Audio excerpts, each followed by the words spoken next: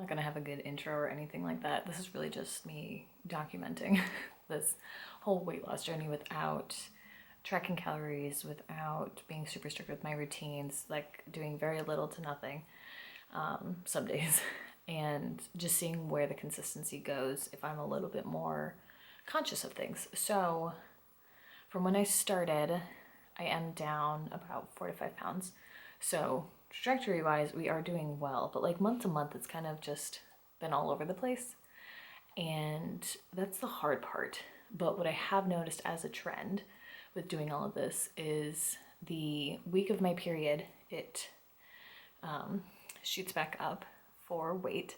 So I don't even acknowledge it. And then it takes like a week and a half to drop back down to these lower points.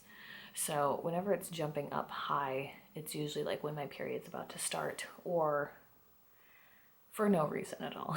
I'm still trying to figure it out. We're just a couple months into it, but with all of this, I just wanted to kind of share my thoughts for how this is beneficial and maybe how you can do this as well if you're watching. So, hey, I'm Jessie. I'm the creator of Health and Hobbies. It started out as a blog for me just wanting to write down my thoughts and feelings and experiences with health-related things and give kind of a different view of it.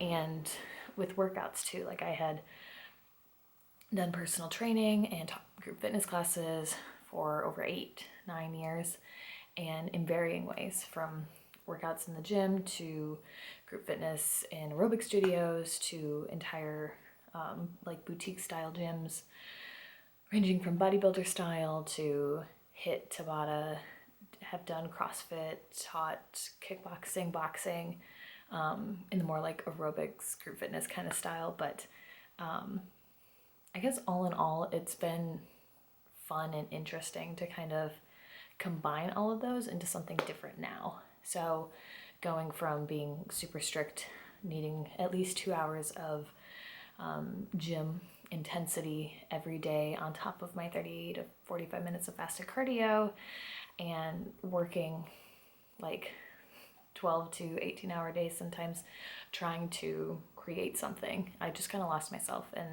got really burnt out with fitness. So to change that now into something that is manageable and I am seeing results from getting to my heaviest. I will say I did recently find my tracking last year. I tracked 3 times.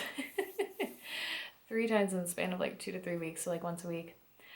My heaviest I was at 186. So I'm 5'4", 186 pounds. I've averaged like 160 for a good chunk of my 20s to now 30s. And that was a mix of like happy weight from being in a relationship to a lot of stress that I was going through, and just existence in general is kind of difficult at times. But to go from 186 to now, like, what did I weigh? I didn't weigh this morning. I was too tired to, but like weighing in yesterday at 171, like that's really good progress. That's really good progress from not doing any crash diets, from not doing any cleanses, from not doing anything really crazy. Like I'm still eating mac and cheese. I'm still eating sandwiches from work. I'm trying to figure it out. I've done charcuterie boards. I've done a lot of different things. And my workouts have ranged from a quick 10-minute HIIT session to where I got either really sweaty or not sweaty at all, to like hour-long workouts that were super chill and relaxed and did not need to be an hour long. Could have easily been cut in half, but I was just distracted or being lazy about it, or just wanted to spend some time in the garage, which is what I've been doing this summer. So it can work. It can work. And it all starts with like how you approach and change your relationship with it all.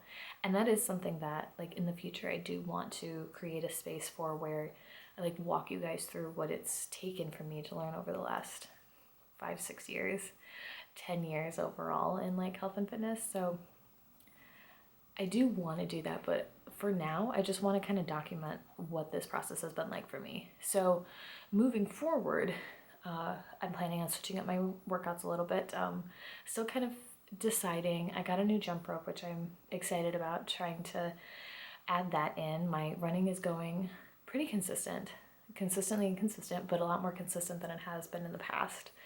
I might cut down my boxing just because I kind of want to focus on what happens if I stick with a consistent, little more structured workout program where I'm focusing on different things that I want to progress on. Like what happens if I focus on that for like 4 to 6 weeks kind of thing. I know it will happen, but I just kind of want to document it in a little bit of a way and kind of go from there. Sorry, I just noticed my plants. I need to repot.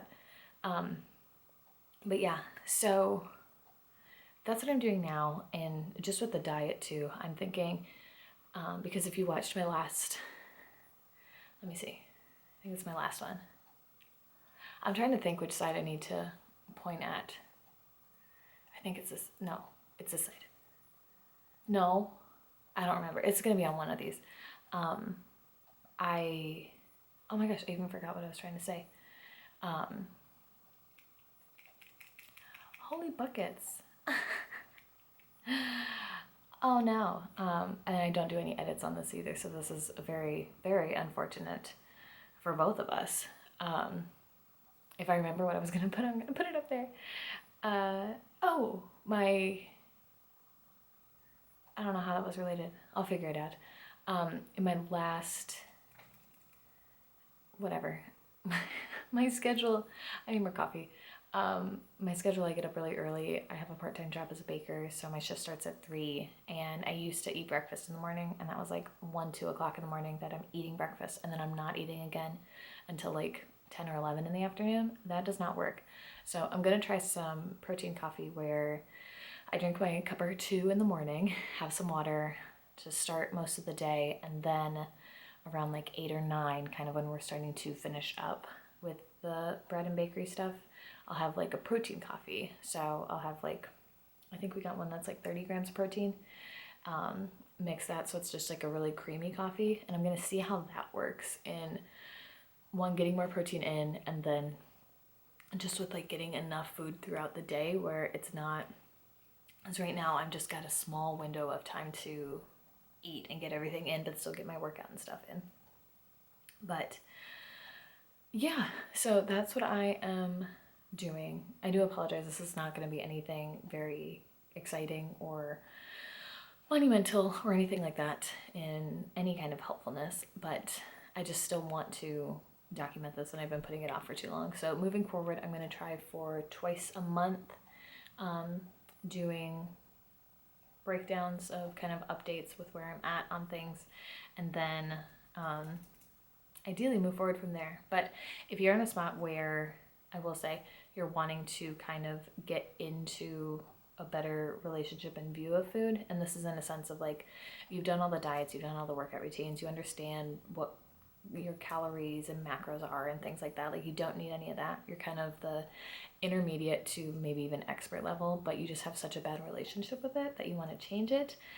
Definitely check out my, wherever it's going to be, my Cut Cravings in 3 Days training. It's a basically video playlist breakdown of changing the way that you view food and fitness, but we start with focusing on your cravings. So I would definitely check that out. Otherwise, feel free to subscribe. I hope you have a fantastic day, and I will talk to you again next time. Bye.